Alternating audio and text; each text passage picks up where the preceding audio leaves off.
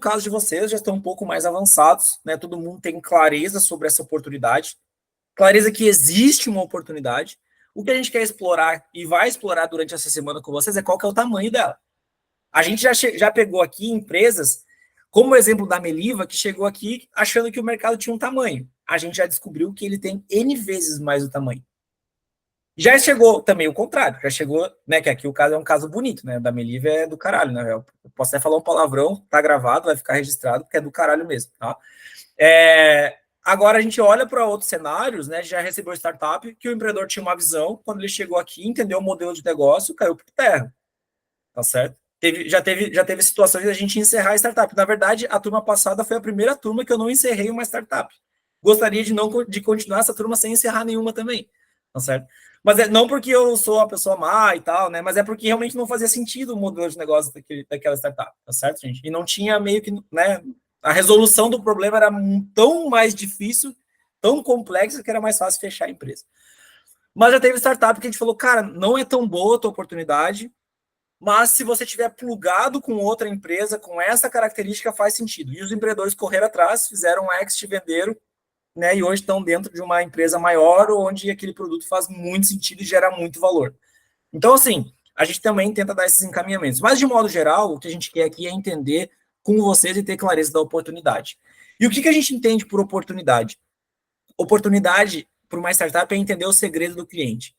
Quando a gente fala que o cliente vive um problema, a gente precisa ser capaz de mensurar esse problema. Então, assim, isso aqui é um problema de mercado. Como? Por quê? Como é que você mede esse problema? Como é que você tangibiliza esse problema? É isso que vocês precisam ser capazes, tá? Então, qual que é o segredo desse mercado que só a sua startup sabe? Como que você está enxergando esse mercado ou esse problema, essa oportunidade, numa perspectiva que ninguém mais está enxergando? Isso pode ser uma visão de inovação, certo? Isso pode ser uma visão de inovação. Então, isso eu quero provocar você. Qual é a métrica do cliente hoje que vocês estão impactando? Tá claro isso para vocês? Tá claro qual que é a métrica do cliente?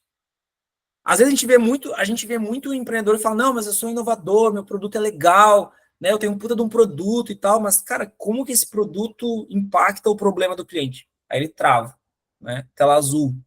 Então, acho que esse é o ponto que vocês precisam agora absorver, assim, tá claro para todo mundo? Né? E precisa estar claro para vocês. Né? Eu aumento receita, eu aumento demanda, eu diminuo o custo, eu diminuo o risco. O que você faz em termos quantitativos? Tá? Não qualitativos, mas quantitativos.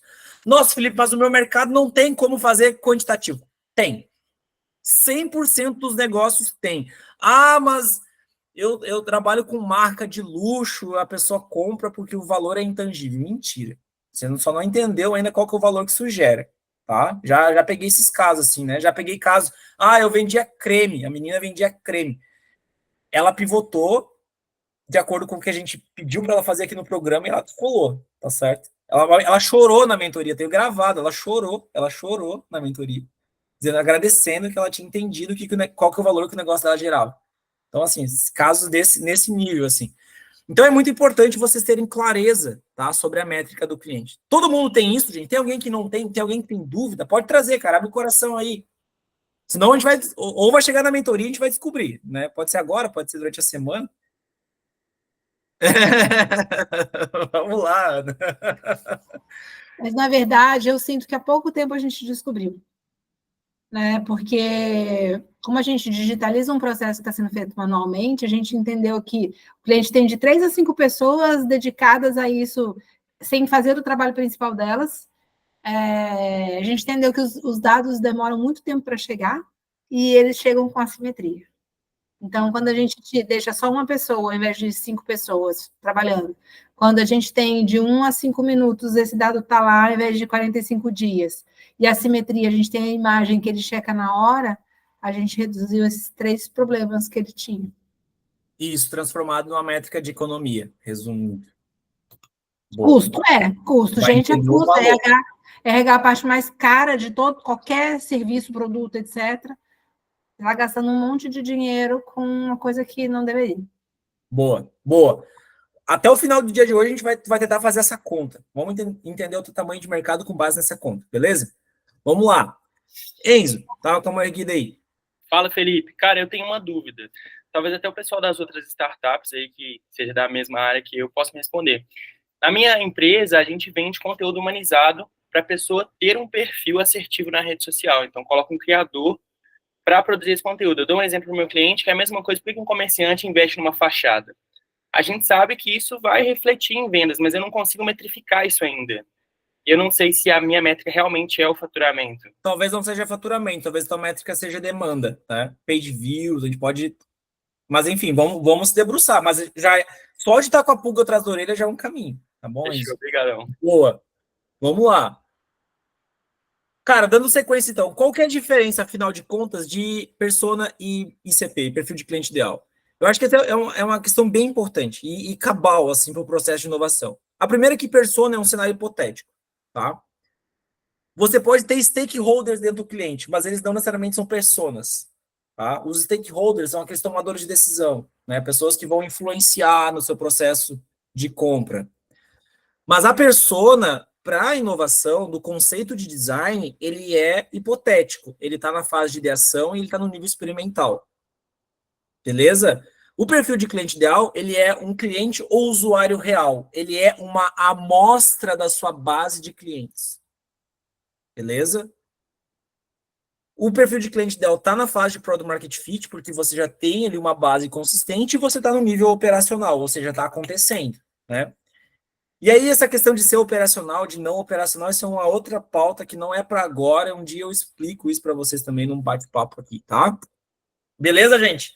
Então, quem compra a briga por você? No momento que você está validando, eu acho que isso aqui é até interessante, porque a validação é um processo que nunca termina, né, numa empresa inovadora.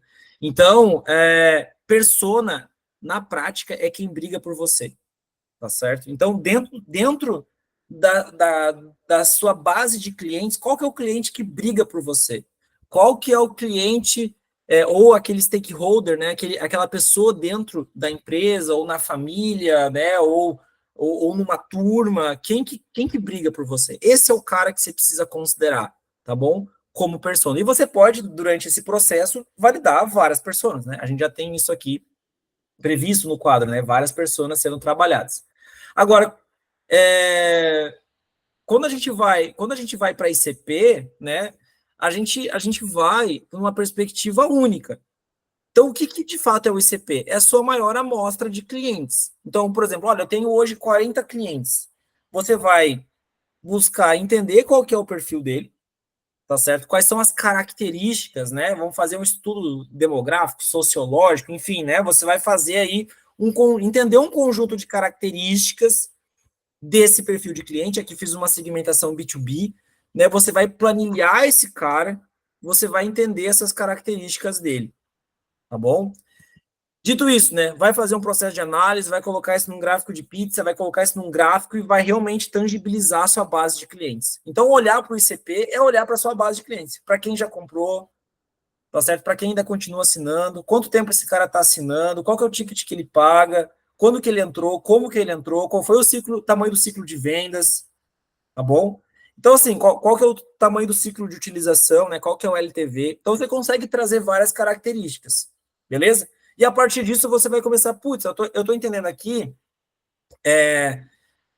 aqui eu trouxe, né, por exemplo, 80% do faturamento é representado por 412 empresas, tá certo? Então, 80% do meu faturamento são empresas com essas características. Então, você consegue, daqui a pouco, entender, de fato, qual que é a fatia de clientes que mais vale a pena para a sua empresa, ou que mais faz sentido para a sua empresa. E, a partir disso, você vai olhar para o mercado. Então, poxa, se das 100 empresas que eu tenho como clientes, ou dos meus 100 clientes de modo geral, se o teu negócio for B2C, né?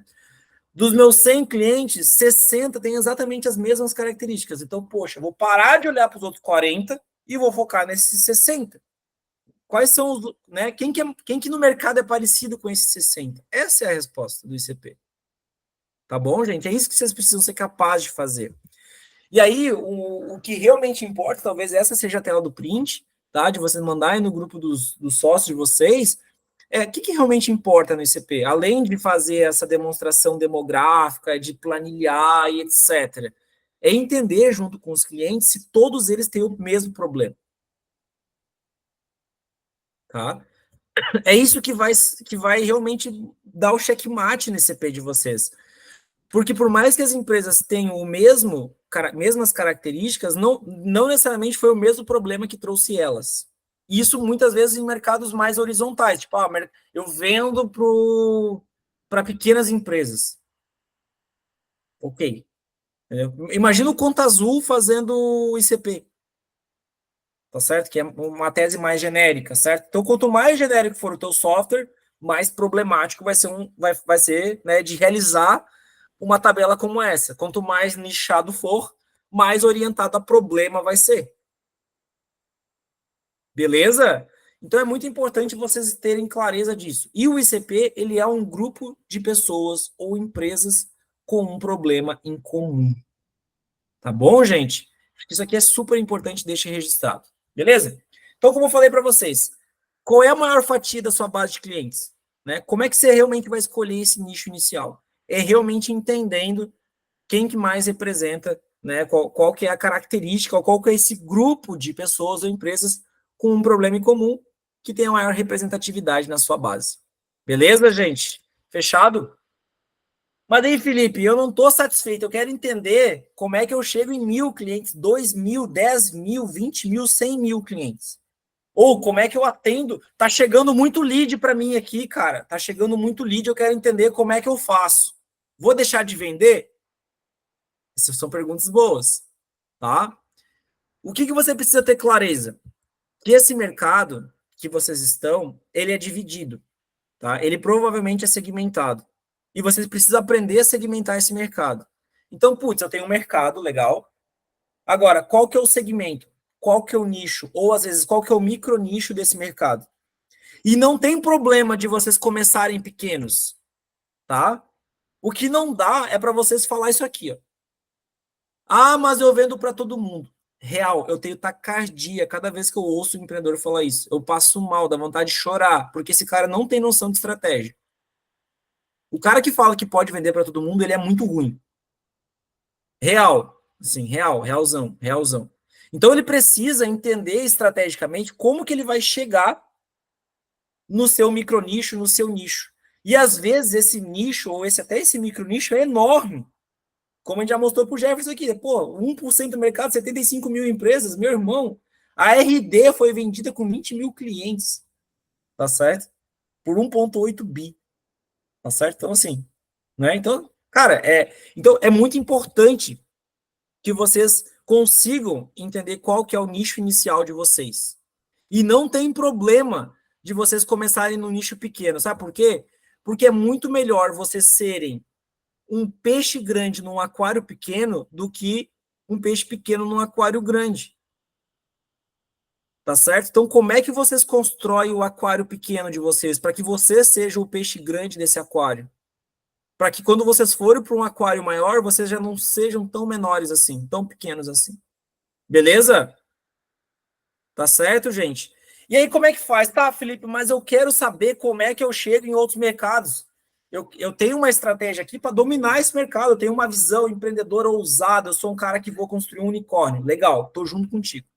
Primeiro passo, eu quero dizer, eu acredito em todos que têm um plano ousado. Eu acredito em todos vocês, porque eu sou um empreendedor que tem um plano ousado. Tá certo? Então, eu acredito nos malucos. Tá certo? Eu prefiro acreditar nos malucos do que acreditar nos que não são tão doidos assim. Tá? Então, assim, eu quero muito que vocês tragam esses planos para nós, para a gente poder desenhar isso melhor. A Meliva foi um caso desse, o Vandré é doido, tá certo? Aí os sócios dele, tudo aí, eu vou dizer para vocês, o sócio de vocês é doido, e eu gosto dele por isso, tá certo? Porque ele tem um plano, uma visão ousada, tá? E muitos outros empreendedores aqui também, naturalmente, têm visões ousadas, compartilhar isso com a gente quer fazer com que esse negócio dê certo na visão doida de todo mundo, né, de todos vocês, beleza? Então, como é que a gente faz isso, tá, gente?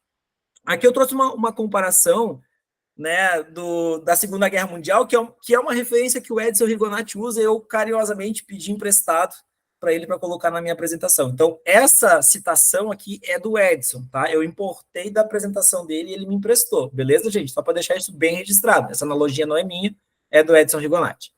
Então, ele fala o seguinte: o ICP,